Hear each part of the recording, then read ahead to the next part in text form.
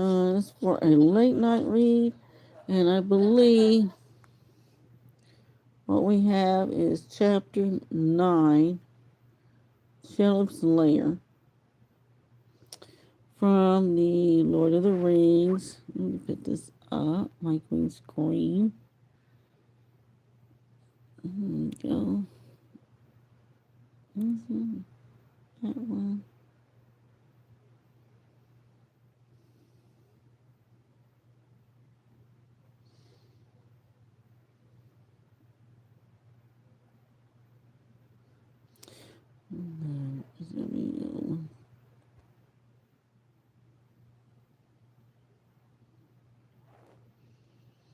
Sorry, guys, I cannot get it any smaller. As far as I can tell. Let me see if I can get this other one.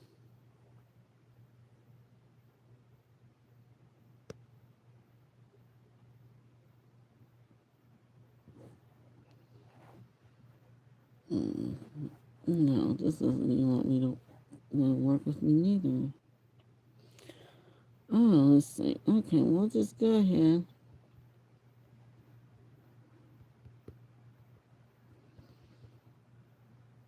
Go forward. Okay, I've already disappeared, so we're going to go ahead and get started. Well, it's going to be a short read because it's a short chapter. It's going to be very interesting, okay? So, okay, everyone, go ahead and put on your elf ears or hobbit ears or whatever you have. And let's go ahead and get started. It's going to be on page 717 in book 4, chapter 9, Shayla's Lair. Okay. It may indeed have been daytime now, as Gollum said, but the hobbits could see little difference unless perhaps the heavy sky above was less utterly black, more like a great roof of smoke, while instead of the darkness of deep night, which lingered still in cracks and holes, a gray blurring shadow shrouded the stony world about them. They passed on, Gollum in front and the hobbits now side by side, up the long ravine between the piers and columns of torn and weathered rock, standing like huge unshapen statues on either hand. There was no sound. Some way ahead,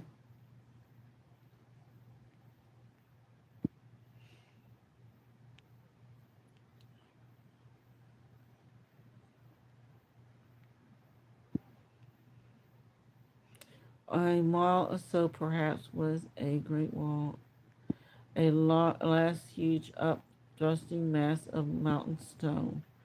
Darker it loomed, and steadily it rose as they approached, until it towered up high above them, shutting out the view of all that lay beyond. Deep shadow lay before his feet. Sam sniffed the air.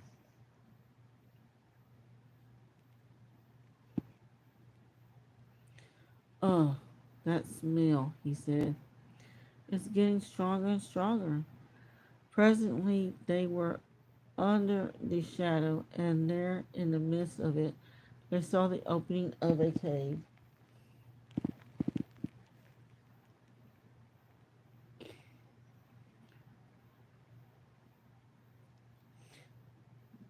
"This is the way in," said Gollum softly. "This is the entrance to the tunnel." He did not speak in its name. Toresh Ungul, Shaleb's lair. Out of it came a stench, not the sickly odor of decay and the means of mortal, but a foul reek as if filth unnameable were piled and hoarded in the dark within. Is this the only way, Schmeagol? Says Frodo. Yes, yes, he answered. Yes, we must go this way now.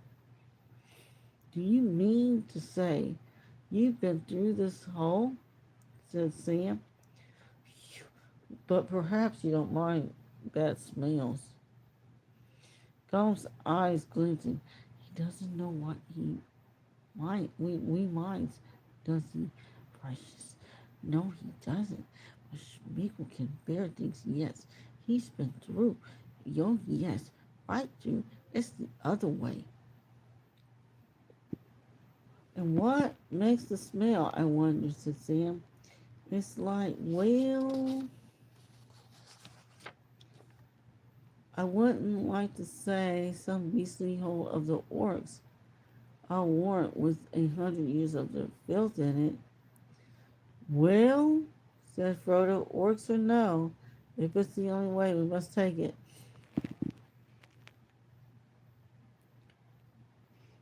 Drawing a deep breath, they passed inside. In a few steps, they were in utter, impenetrable dark. Not since the lightless passages of Moria had Frodo or Sam known such darkness, and if possible here, it was deeper and denser. There, there were airs moving and echoes, and a sense of space. Here the air was still, stagnant, heavy, and sound filled in. They walked as if it were in a black vapor wrought in veritable darkness itself that as it was breathed brought blindness not only to the eyes but the but to the mind, so that even the memory of colors and and to and of forms and of any light faded out of thought. Night always had been and always would be, and night was all. But for a while they could still feel, and indeed the senses of their feet and fingers at first seemed sharpened almost painfully. The walls felt to their surprise smooth, and the floor, save for a steep now and again, was straight and even, going ever at the same stiff slope. The tunnel was high and wide,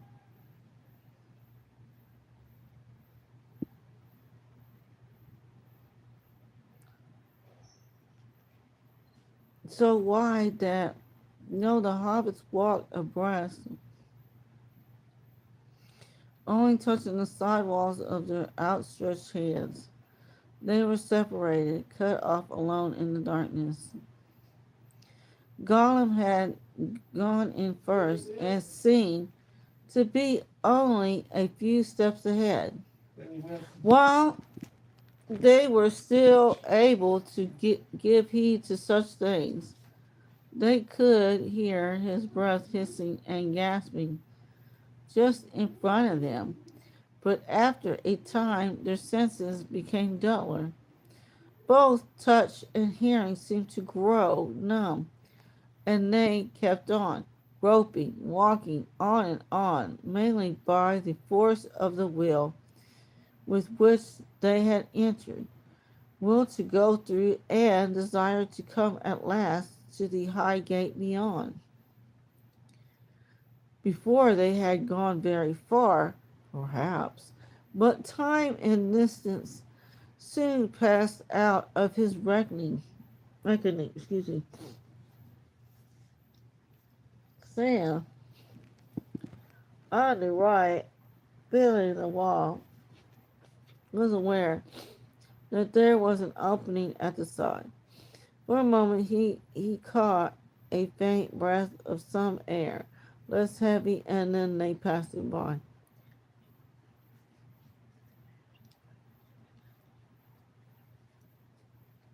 There's more than one passage here, he whispered with an effort. It seemed hard to make his breath give any sound. It's as orc like a place as ever there could be.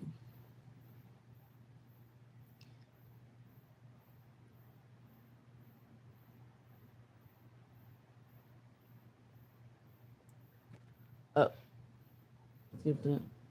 Well, there's more than one passage here, he whispered with an effort. Yeah, it seemed yep, I did. It's an orc like a it's an orc like a place as ever there could be. I don't know. As after that verse, he on the right, and then Frodo on the left, past three or four such openings, some wider, some smaller, but there was as yet no doubt of the main way, for it was straight and did not turn, and still went steadily up. Then how long was it? How much more of this would they have to endure? Or could they endure? The breathlessness of the air was growling as they climbed, and now they seemed often in a blind dark to sense some resistance thicker than the foul air. As they thrust forward, they felt things brush against their heads or against their hands. Long tentacles or hanging growths, perhaps. They could not tell what they were. And still, the stench grew. It grew until almost it seemed to them that smell was the only clear sense left to them, and that was for their torment. 1 hour, 2 hours, 3 hours.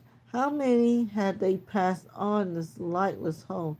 Hours, days, weeks rather. Sam left the tunnel side and sank towards Frodo, and their hands met and clasped, and so together they still went on.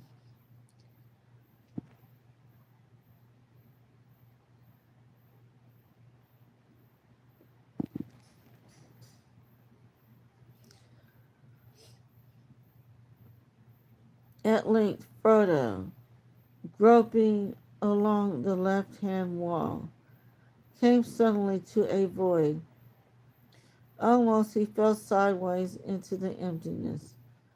Here was some opening in the rock, far wider than any they had yet passed, and out of it came a reek so foul and a sense of lurking malice so intense that Frodo reeled.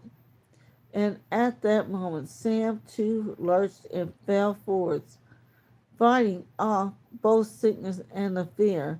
Frodo gripped Sam's hand. Up, he said in a hoarse breath without voice. It all comes from here. The stench and the peril. Now, for it. Quick! Calling up his remaining strength and resolution, he dragged Sam up to, to his feet and forced his own limbs to move. Sam stumbled beside him. 1 step, 2 steps, 3 steps, at last 6 steps. Maybe they had passed a dreadful unseen opening, but whether that was so or not, suddenly it was easier to move, as if some hostile will, for the moment, had released them. They struggled on, still hand in hand.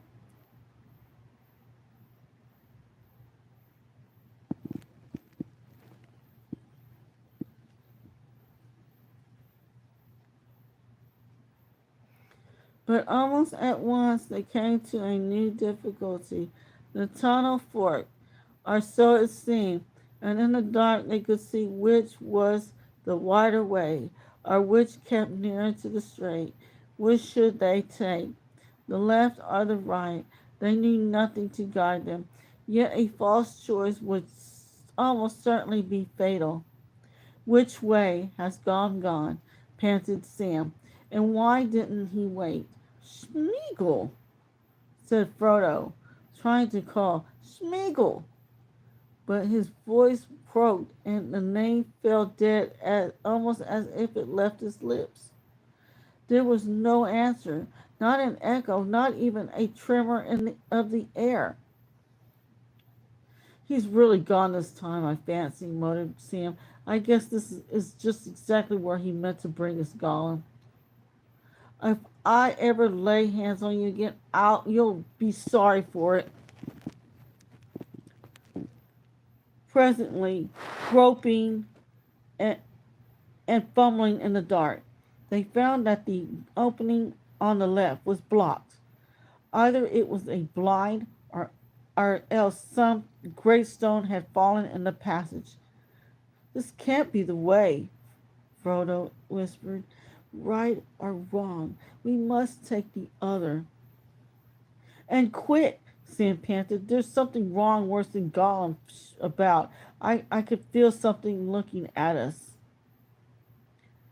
They had not gone more than a few yards when from behind then came a sound, startling and horrible in the heavy padded silence, a gurgling, bubbling noise, and a long, venomous hiss.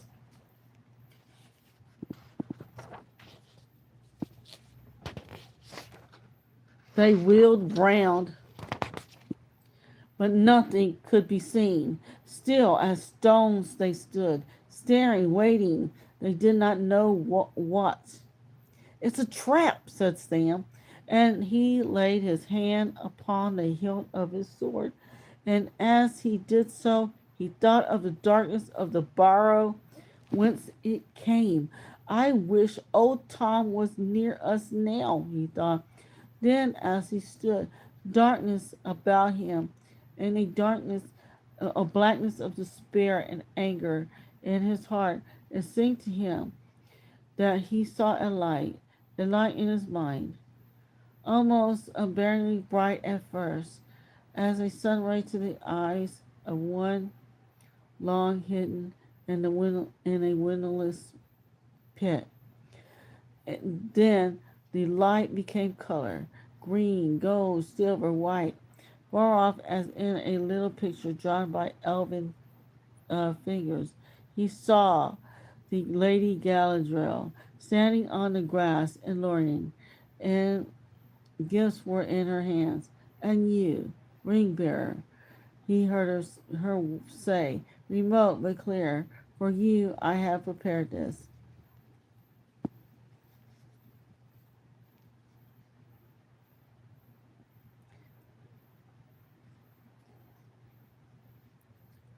The bubbling hiss drew nearer, and there was a creaking as of some great jointed thing that moved with slow purpose in the dark. A reek came on before it. Master, master, cried Sam, and life and the earnestly came back into his voice. The lady's gift, the star glass, a light to you in dark places. She said it was to be. The star glass. The star glass? Muttered Frodo, as one answering out of sleep, hardly comprehending. Why, yes. Why had I forgotten it? A light when all other lights go out. And now, indeed, light alone can help us. Slowly, his hand went to his bosom, and slowly he held aloft the phial of Galadriel. For a moment it glimmered, faint as a rising star, struggling in heavy earthward mists, and then as its power waxed and hope grew in Frodo's mind, it began to burn and kindled to a silver flame, a minute heart of dazzling light, as though Erodil had himself come down from the high sunset pass with the last Silmaril upon his brow. The darkness receded from it until it seemed to shine in the sunray of a globe of airy crystal, and the hand that held it sparkled with white fire. Frodo gazed in wonder at its marvelous gift that he had gone so long carried, not guessing its full worth and potency. Seldom had he remembered it on the road until they came to Morgul Vow, and never had he used it for fear of its revealing light. Aya Edril, Dil Elenion, Akla Lima, he cried, and knew not why he had spoken, for it seemed that another voice spoke to his, clear, untroubled by the foul air of the pit. Eh, But other potencies there are in Middle Earth, powers of night, and they are old and strong. And she that walked in the darkness had heard the elves cry, that cry far back in the depths of time, and she had not heeded it, and it did not daunt her now. Even as Frodo spoke, he felt a great malice bent upon him, and a deadly regard considering him. Not far down the tunnel between them and the opening where they had reeled and stumbled, he was aware of eyes growing visible. Two great clusters of many windowed eyes. The coming menace was unmasked at last. The radiance of the star glasses broke in and thrown back from their thousand facets. But behind the glitter, a pale, deadly fire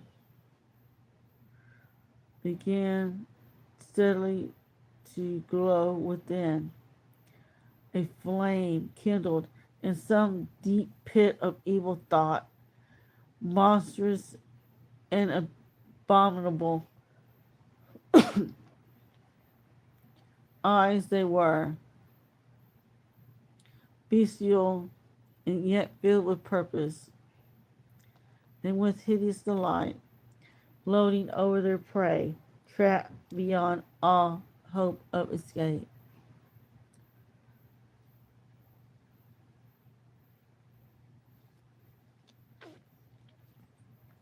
Frodo and Sam, horror stricken, began slowly to back away, their own gaze held by the dreadful stare of those baleful eyes. But as they backed, so the eyes advanced. Frodo's hand wavered, and slowly the file drooped.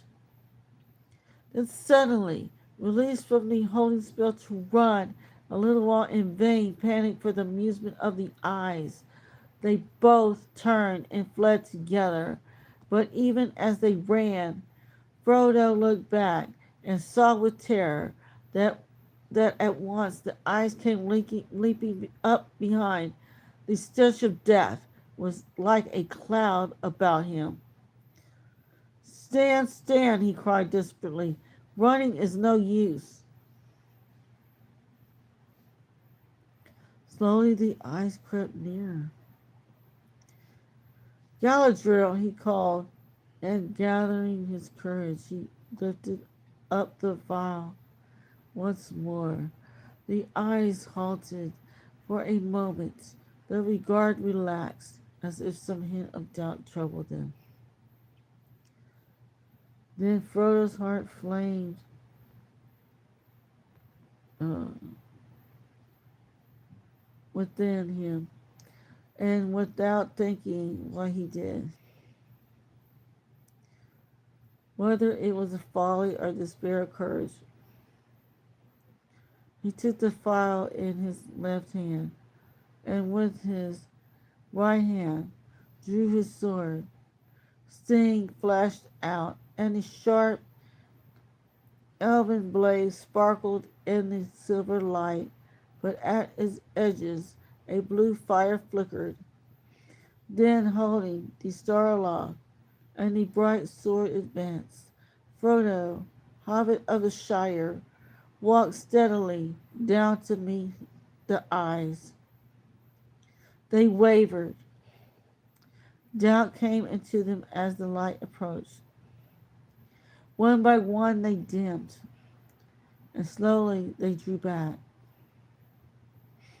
No brightness so deadly had ever afflicted them before. From sun and moon and star they had been safe underground, but now a star had descended into the very earth. Still it approached, and the eyes began to quail. One by one, they all went dark. They turned away, and a great bulk, beyond the light's reach, heaved its huge shadow in between. They were gone.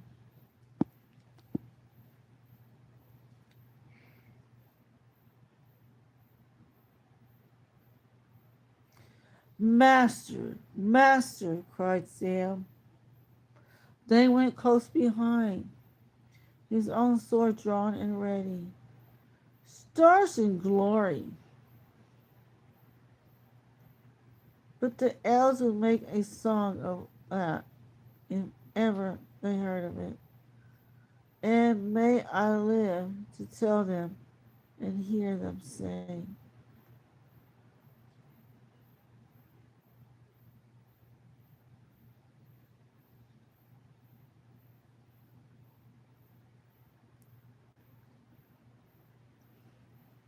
But don't go on, Master. Don't go on down to that den. Now's our only chance. Now let's get out of this foul hole.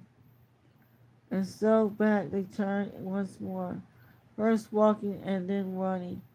For as they went to the floor of the tunnel rose steeply, and with every stride they climbed higher above the stenches of the unseen lair, and the strength returned to limb and heart, but still the hatred of the watcher lurked behind them, blind for a while.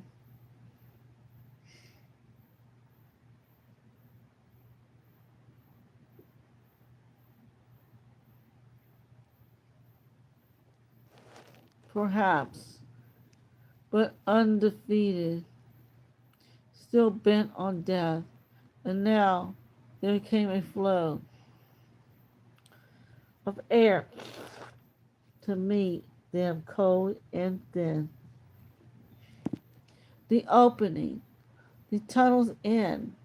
At last it was before them, panting, yearning for a roofless place. They flung themselves forward, and then in amazement they staggered, tumbling back.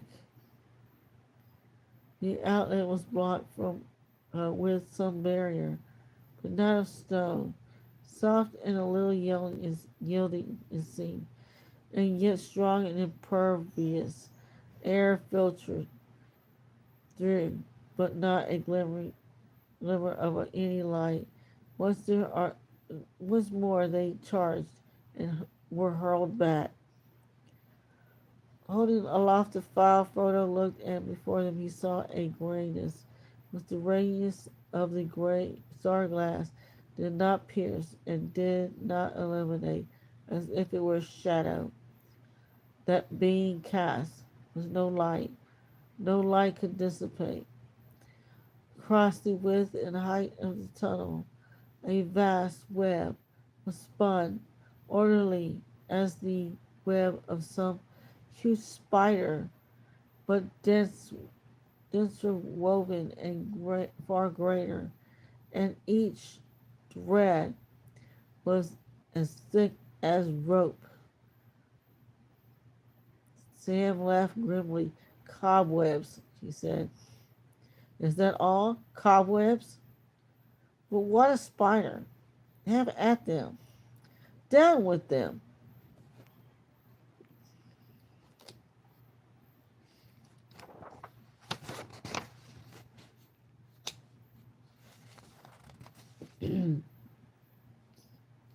In a fury, he hewed at them with his sword. But the thread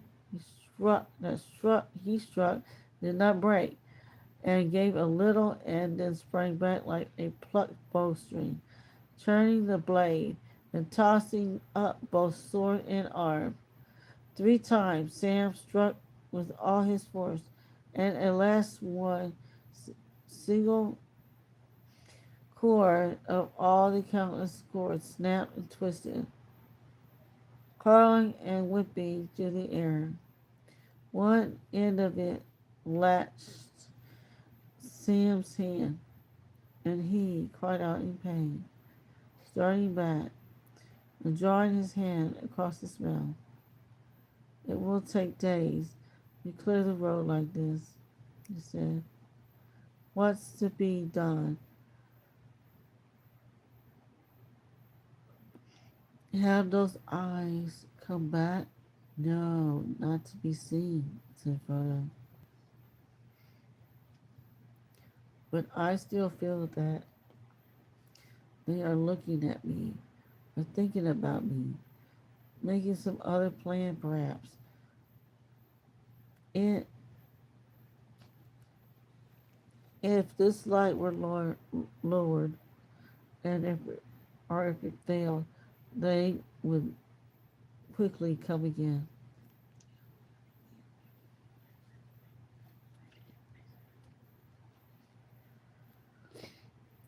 Trapped in the end, said Sam bitterly, his anger rising again above weariness and despair. Nets in a net. May the curse of Faramir bite that Gollum and bite him quick. That would not help us now, said Frodo. Come, let us see what Sting can do. It is an elven blade.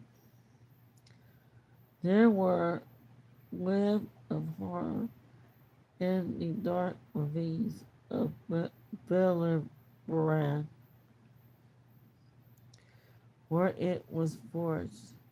But ye must be the guard and hold back the eyes. Here, take the star glass. Do not be afraid. Hold it up and watch.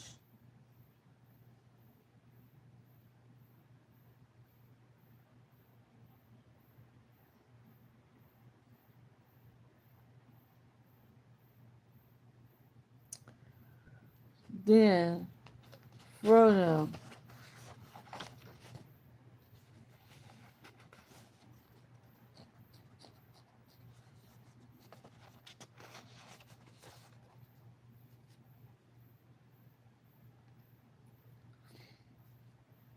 stepped up to the great gray net and hewed it with a wide, sweeping stroke, drawing the bitter edge swiftly across the ladder. Our close strung cords, and at once springing away, the blue gleaming blazed shore through him like a sky through glass, and they lit and wreathed, and then hang loose. Great rent was made.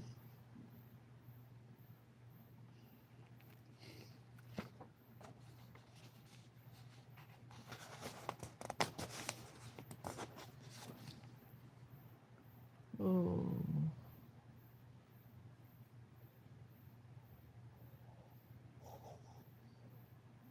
Ooh, excuse me. I'm gonna take a 5 minute break. And let's see.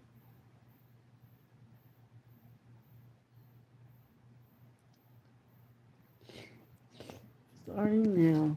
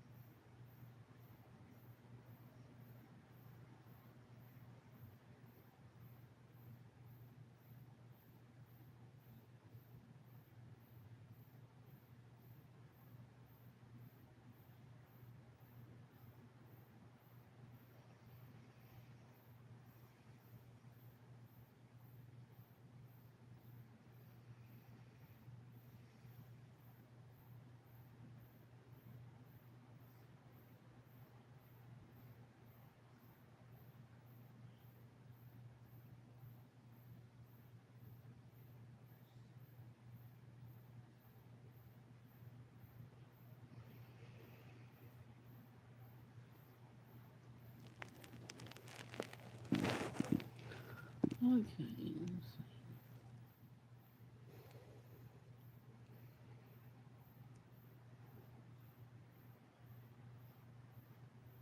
Stroke after stroke he dealt, until at last all the web within his reach was shattered, and the upper portion below blew and swayed like a loose veil in the incoming wind. The trap was broken. Come, cried Frodo, on, while joined at their escape from the very mouth of despair, suddenly filled with mind, filled all his mind, his head whirled as with a draught of potent wine. He sprang out, shone as he came. He seemed light in the dark land to his eyes, and it had passed through the den of night.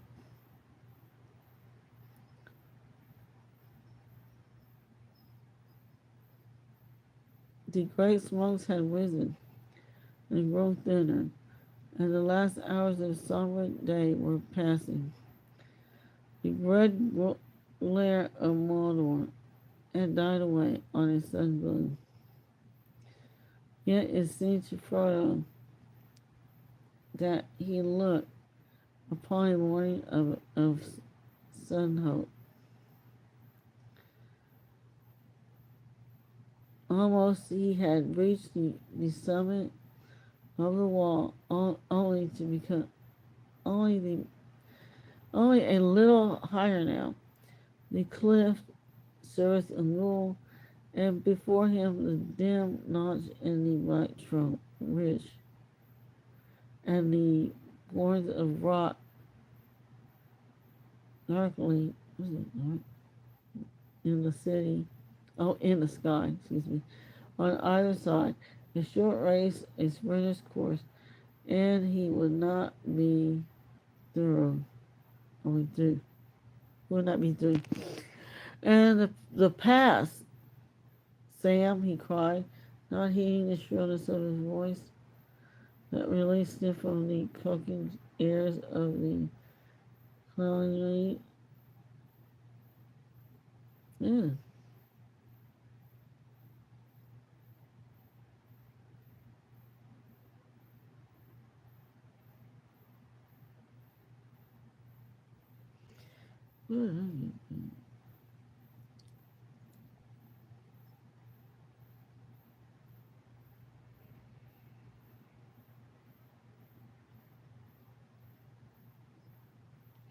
So Sam came up behind as fast as he could, urged his legs, but glad he was to be free.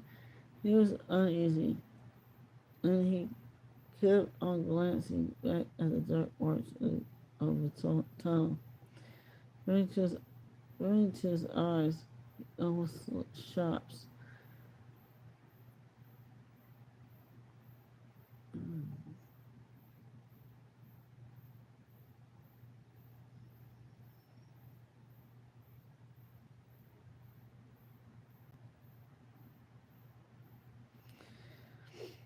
Oh, wow.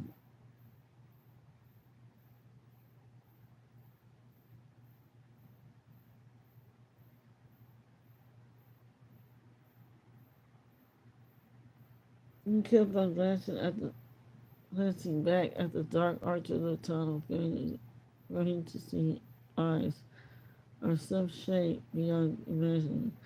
Well, mm,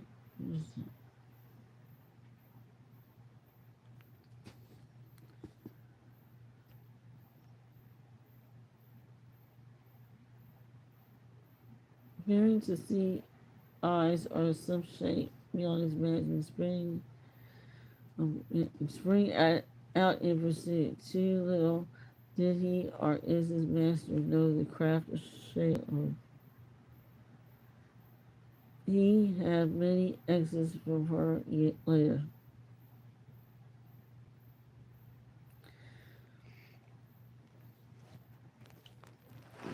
The, their age long had she was the well an evil thing in spider form, even such as once the of old had lived in the land of the elves in the west.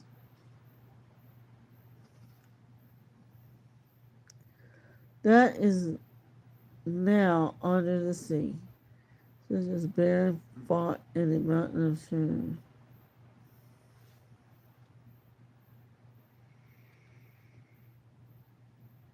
Mm.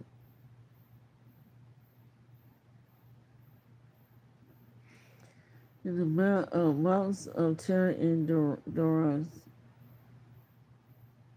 And so he came to within upon the green forest.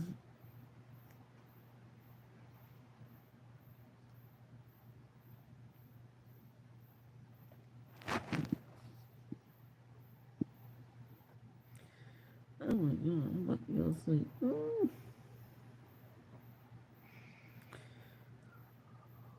Oh,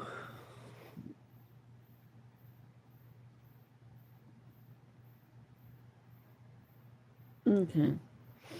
So there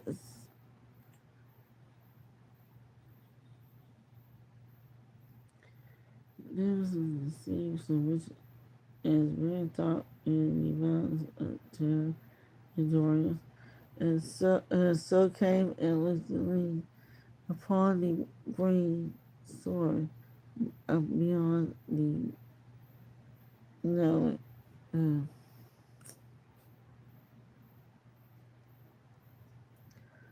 upon the green sword amid the hemlocks in the moonlight.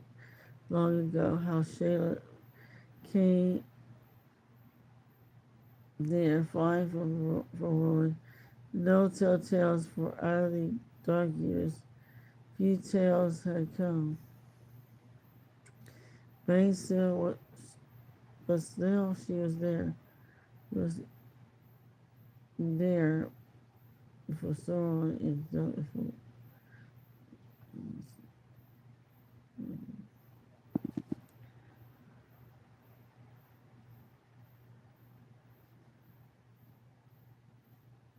Now Sheila came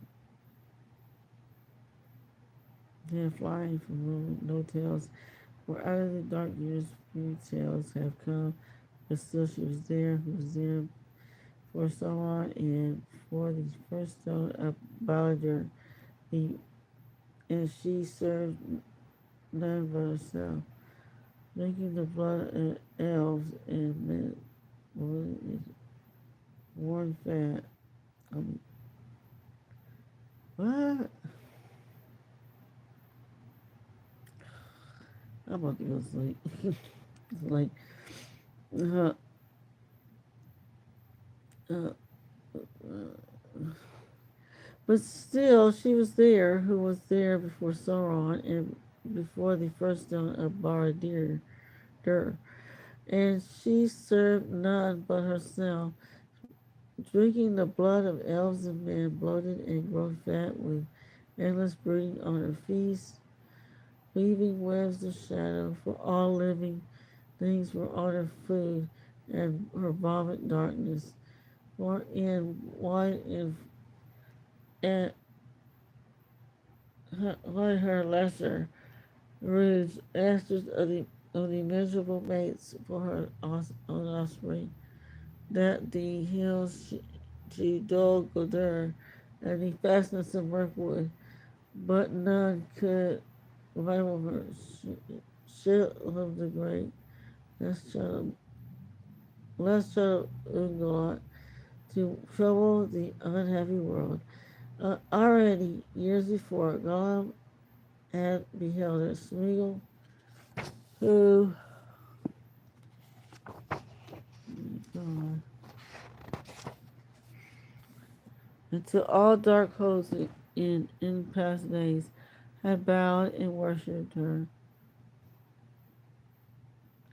and the darkness of her evil will will walk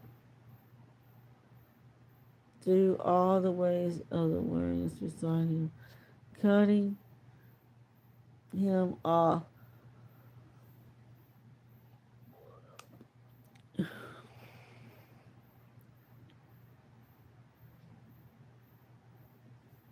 cutting him off from light and from regret. And he had promised to bring her food, but her her lust was not his lust. Mm. Little she knew of Karen,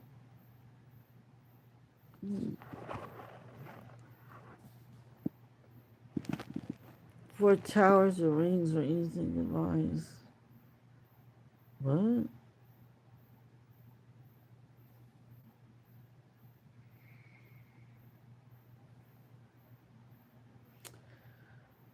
Like mind or hand, who only desired death for all his mind and body, and for herself a glut of life swollen till the mountains could no longer hold her up, and the darkness could not contain her.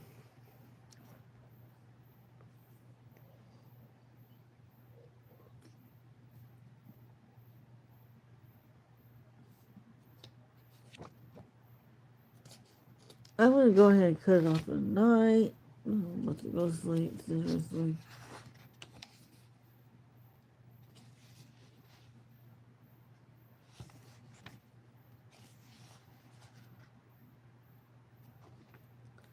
I just read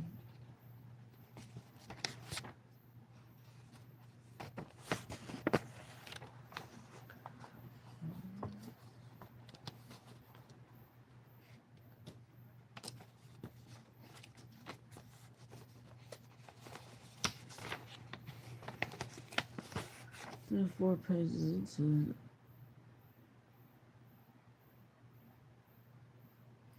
it. Ooh,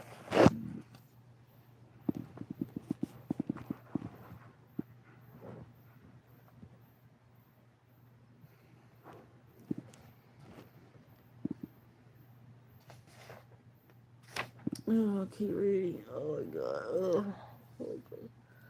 I'm about to go to sleep.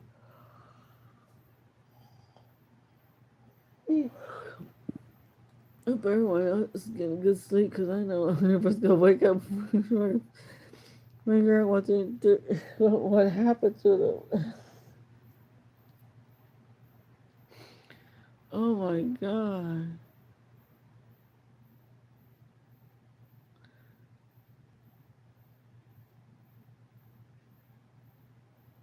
He promised to bring her food and but her lust was not his lust.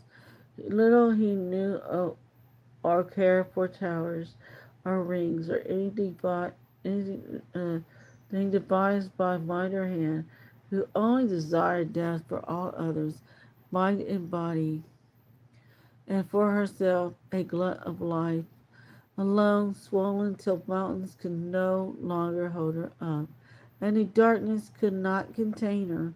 But that desire was yet far away, and long now had she been hungry, lurking in her den, while the power of Sauron grew, and the light and living things forsook his borders, and the city and the valley was dead, and no elf or man came near, only the unhappy orcs. Poor food and weary, but she must eat. Mm.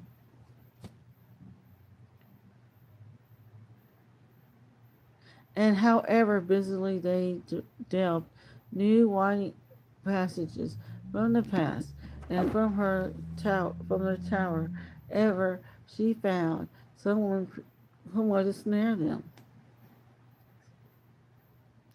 But she lusted for sweeter meat, and Gollum had brought it to her.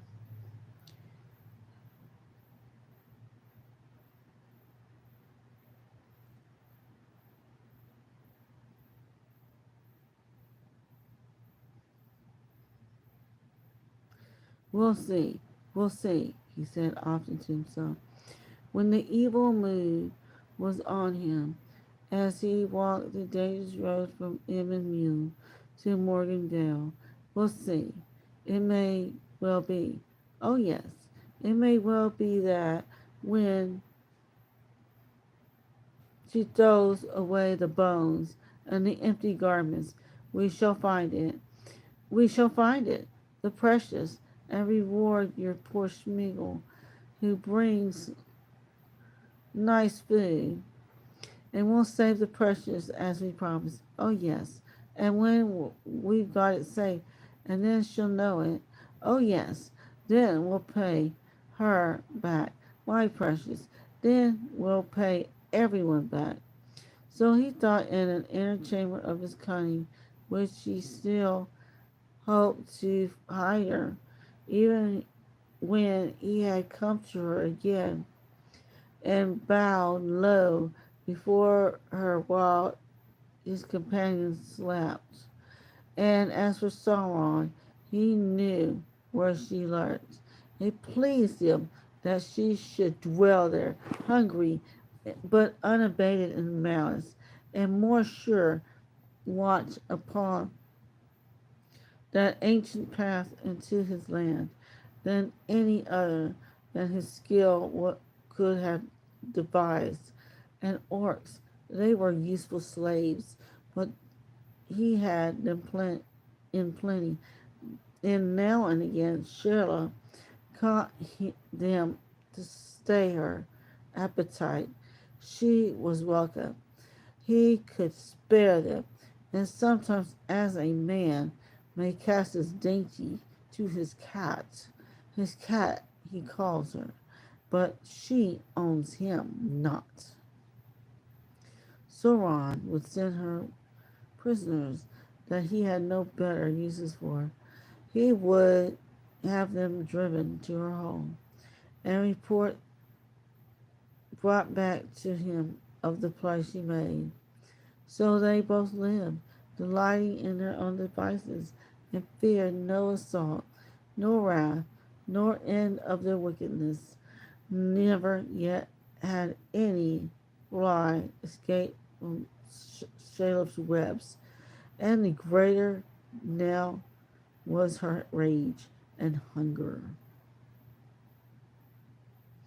But nothing of this evil from which they stirred up against him did poor Sam know, except that a fear was growing on him, a menace which he could not see,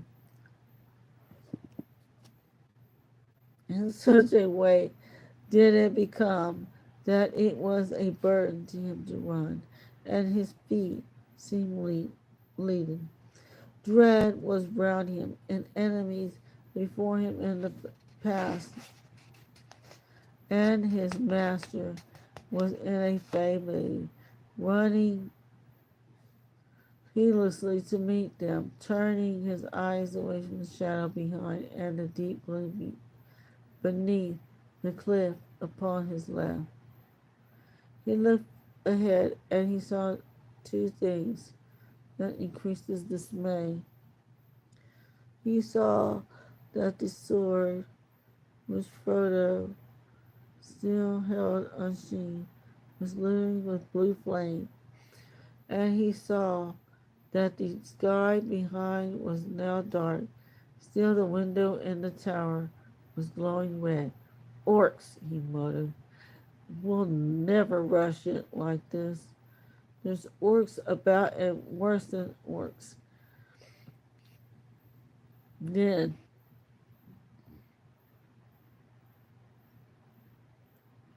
returning slowly to his long habit of secrecy, he closed his hand about the precious phial which he still bore. Red with his own living blood, his hand shone for a moment, and then he thrust the revealing light deep into a pocket near his breast and drew elven cloak about him. Now he tried to quicken his pace. His master was gaining on him.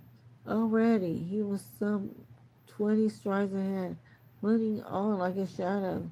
Soon he would be lost to sight in that gray world.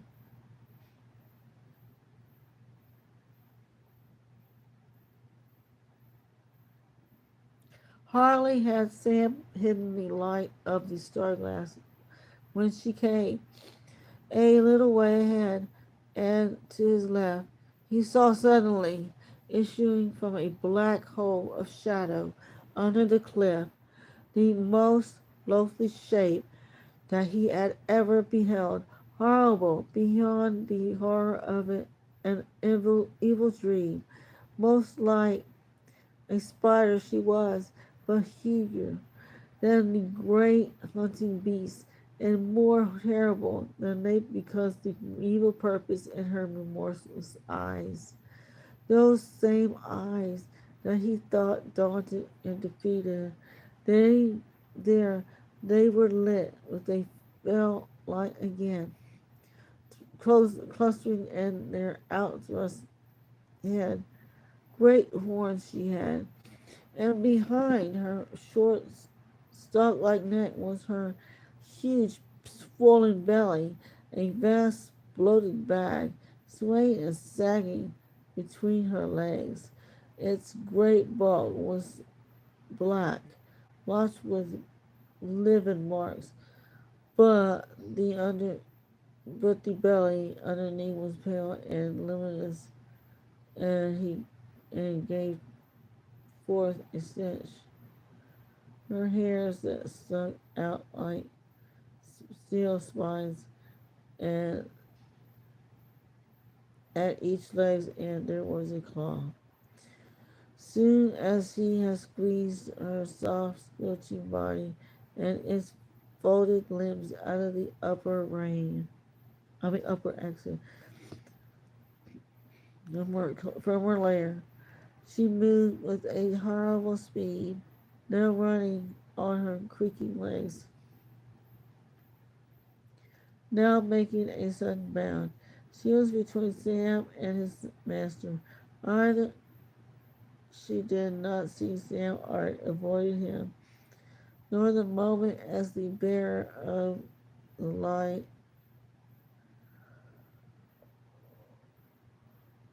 Running heedless up the path, unaware yet of his peril. Swiftly he ran, but Shayla was swifter. In a few leaps she would have him. Sam gasped and gathered all the remaining breath to shout. Look out behind, he yelled. Look out, Master, I'm... But suddenly his cry was stifled. A long, clammy hand went over his mouth, and another caught him.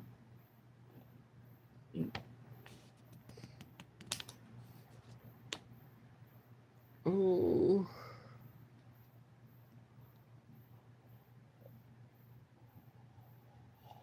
oh,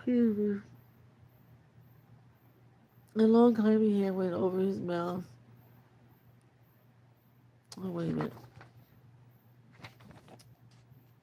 Look out behind, yelled. Yeah, he yelled. Look out, Master. But suddenly his cry was stifled. A long, clammy hand went over his mouth, and another caught him by, by the neck, while something wrapped itself around his leg. Ta Taken off his guard, he toppled backwards into the arms of his attacker. Got him! His Gollum in his ear. At last, my precious, we got him, the nasty hobbit. We takes this one. She'll get the other. Oh yes, Shayla will get him. And it's not Schmiegel. He promised he won't hurt Master at all, but he's got you.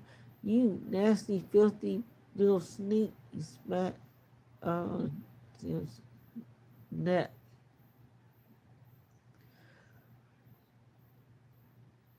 Mm.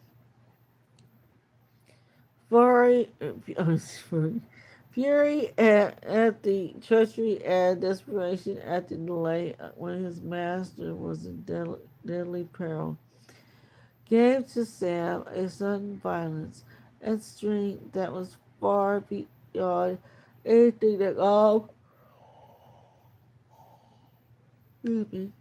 had expressed.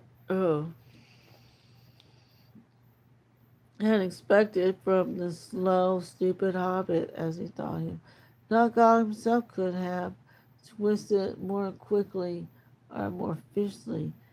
His hold on Sam's mouth slipped, and Sam ducked and lunged forward again, trying to tear away from the grip on his neck. His sword was still in his hand, and he tried to turn and stab his enemy. But God was too quick. His long arms, you know, shot out, and he grabbed Sam's wrist.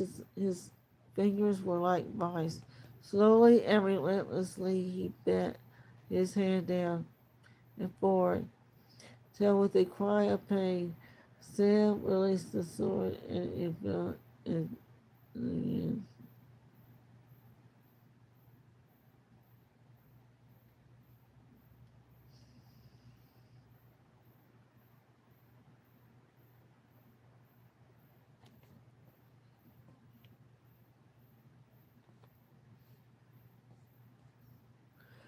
Wow.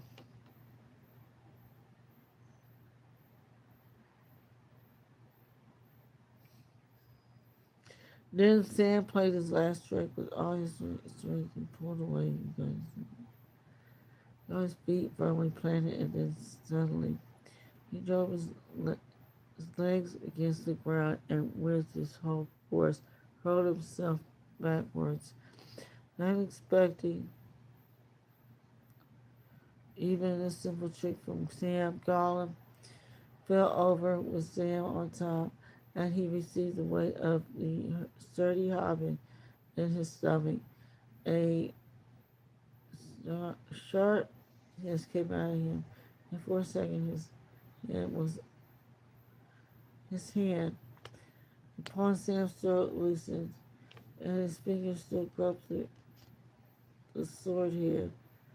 He turned himself forward and away, he, he, and stood up, and then quickly he moved away to his right, pivoted on the left, held by God, leaning on.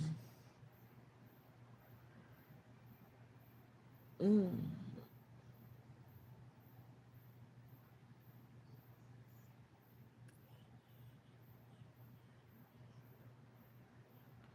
okay.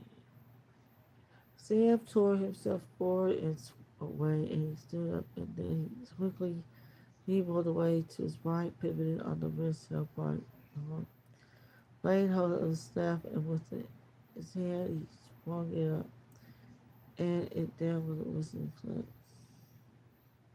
Brett on Gollum's outstretched arm, just below the elbow, with a squeal. Gollum let go, and then Sam waded in, and but not waiting to change the staff from left to right.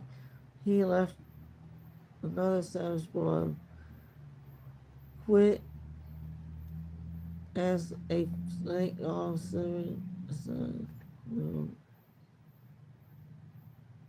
and the stroke aimed at his head fell across his back. The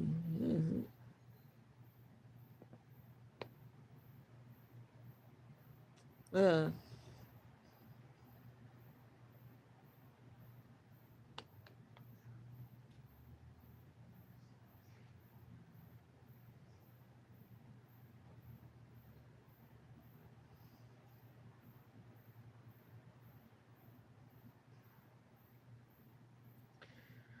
ooh, she grabbed him from behind was an old game of his and saw him how he fell in it. But this time, misled by fright, he had made the honest mistake, listening, speaking and gloating before he had both hands in his victim's neck. Everything had gone wrong with this beautiful pirate plan since that horrible night, and unexpectedly appeared in the darkness, and now he was face to face with a serious enemy, less darkness in his own size. This fight was not for him. Sam swept up his sword from the ground and raised it. Gollum squealed, and springing aside onto all fours, he jumped away in one big.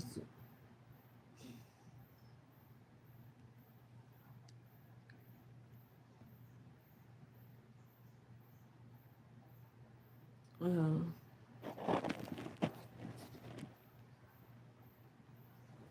he swept up his sword from the ground and raised it. Gollum squealed and springing aside on all fours, he jumped away in one big round, big dog before Sam could see him.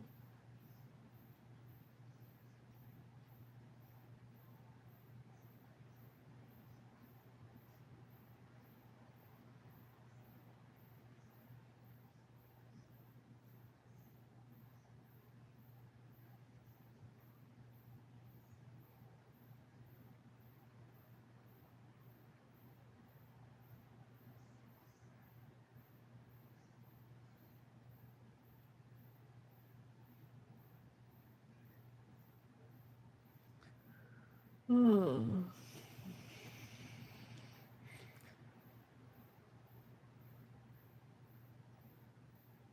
Gollum's going to spring aside to onto all fours, and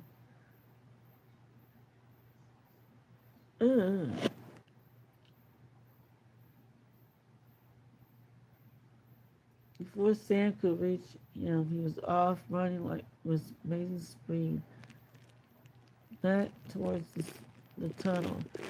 Sword in hand, Sam went after him. For the moment, he had forgotten everything else but the red furry fury in his brain and the desire to kill. The dark hole stood between his stench.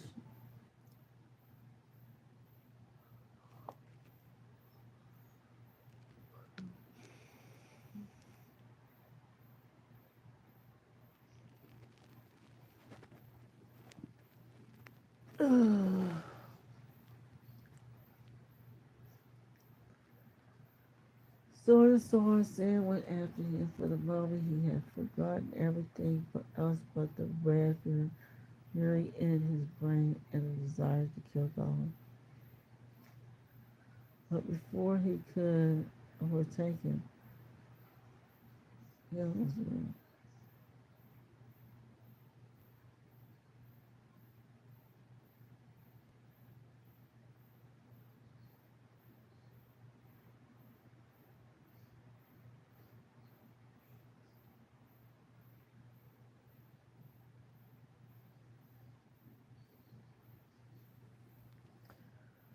Oh my God! Let's see.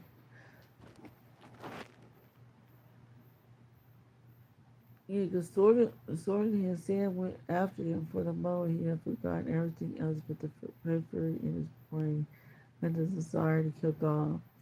But before he could overtake him, God was gone. Then, as the dark hole stood before him, and the stench came out to meet him, like a clap of thunder, he thought of her, and the monster remote. Colin was calling on his name.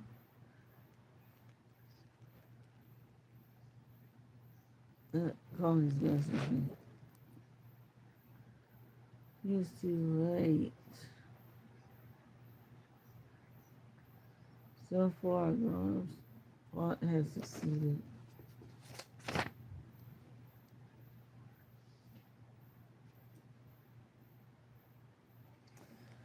Okay. Oh my God. So that was all. Oh my God.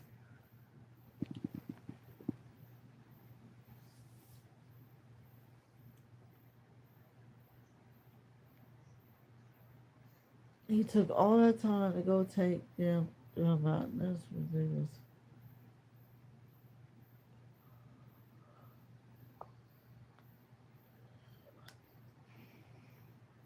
Oh my God.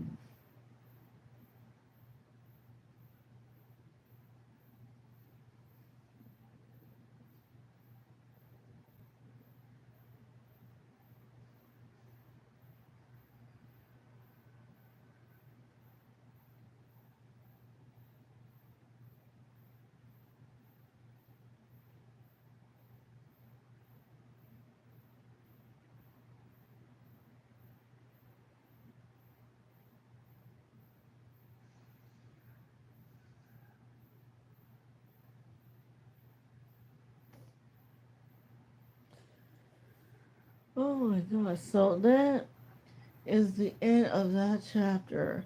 Oh my God. This is going to lead us on to chapter 10. The choices of Master Samwise. So, guys, next time we read, it's going to be Master Samwise. So, anyway.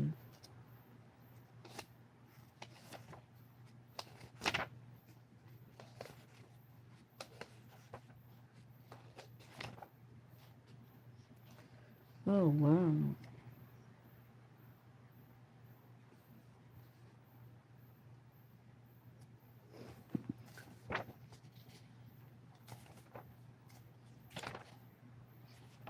Which leads us to the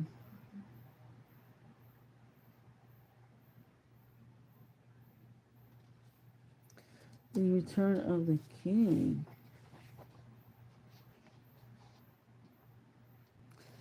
Then you have book 5, book 5 after that last chapter, and that's it. That's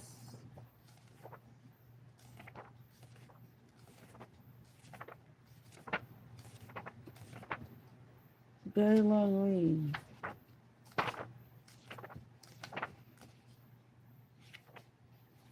I'm surprised the way that the reading was. Oh my god, it was hard tonight. I'm telling you, I almost fell asleep in my mind. I really did. And it's so crazy is that he was leading them everywhere.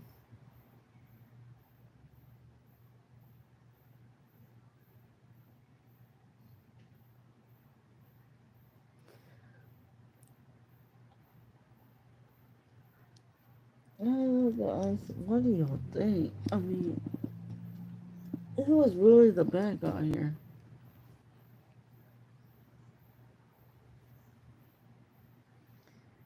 But I'll let everyone decide. It was God Schmiegel or is it Sam?